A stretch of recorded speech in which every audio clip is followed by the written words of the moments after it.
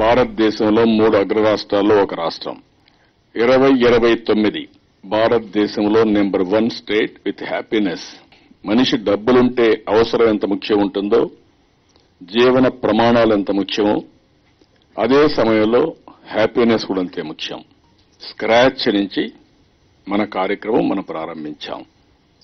ఈ క్వార్టర్లో 12.23% అచీవ్ చేశాం హాఫ్ ఇయర్లీ.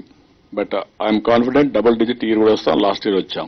కరువు వచ్చి రైతులు అలమటిస్తూ ఉంటే చంద్రబాబు నాయుడు గారు మాత్రం దేశం కన్నా 5% ఎక్కువ అభివృద్ధితో రాష్ట్రం పరిగెత్తా ఉందంట అని చంద్రబాబు నాయుడు గారు చెప్తా ఉంటే ఎంత దారుణంగా చంద్రబాబు నాయుడు గారు చెవుల్లో పూలు పెడతా ఉన్నారు అన్నది నేను వేరే చెప్పనవసరం లేదు.